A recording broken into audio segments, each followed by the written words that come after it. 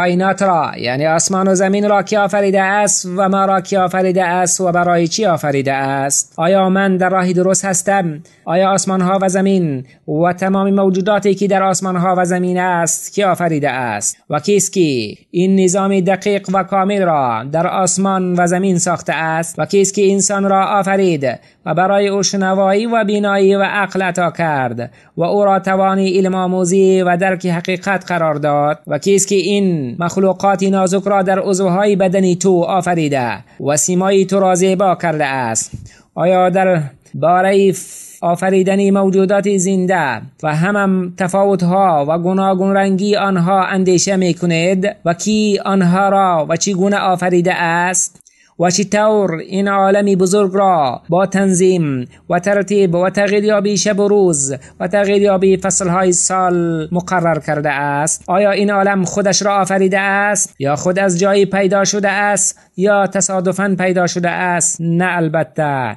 الله متعال در قرآن کریم و در سوره تور آیه 35-36 می فرماید: ام خلقوا من غیر شیء ام هم الخالقون ام خلقوا السماوات والارض بل لا یوقنون. آیا انسانها به یگان چیز آفریده شده اند یا که انسانها خودشان را آفریده اند یا که آنها آسمانها و زمین را آفریده اند؟ نه البته.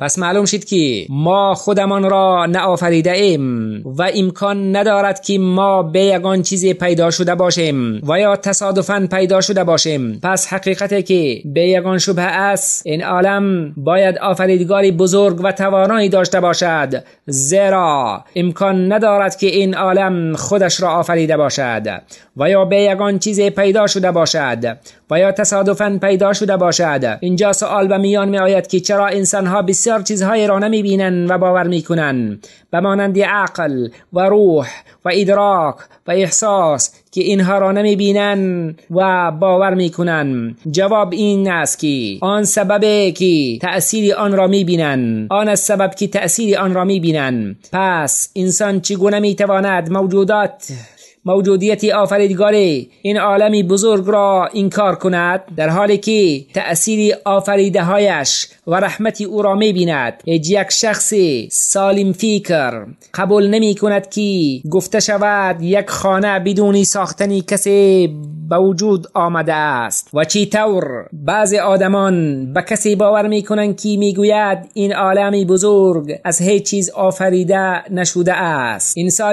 انسانی سالم فکر چگونه می توان قبول کند که این انتظام دقیق عالم تصادفاً به وجود آمده است؟ همه این ما را به یک خلاصه می آورد که این کائنات پروردگاری بزرگ و توانایی دارد که آن را اداره می کند و تنها او الله یکتا است که او تعالی مستحق عبادت است، زیرا هر چیزی که غیر الله تعالی عبادت می شود باطل است و لایق پرستش نیست. و چرا الله تعالی ما را آفریده است؟ آیا تصور کردن ممکن است که الله همه این مخلوقات را به هدف آفریده و حالا آنکه او حکیم و داناست؟ نه البته. آیا تصور می شود که آن ذاتی که ما را با چنین دقت و کمال آفرید و آن چیزهایی که در زمین است مطیع ما کرد و ما را به مقصود بیافرد؟ مقصد آفرینش ما چی است؟ آیا درست است که برای ستمگر جزا و برای نیکوکار پاداش نیست؟ الله متعال در سوره مومنون آیه 115 می فرماید: افحسبتم انما خلقناكم عبثا وانکم الینا لا ترجعون. آیا گمان کردید که شما را بیهوده آفریده ایم و به سوی ما بازگردانیده نمی شوید؟ بلکه الله تعالی پیامبران را فرستاد تا مقصودی موجودیت من را بدانیم و ما را راهنمایی کرد که چگونه او را پرستش کنیم و چگونه برای رضای او برسیم.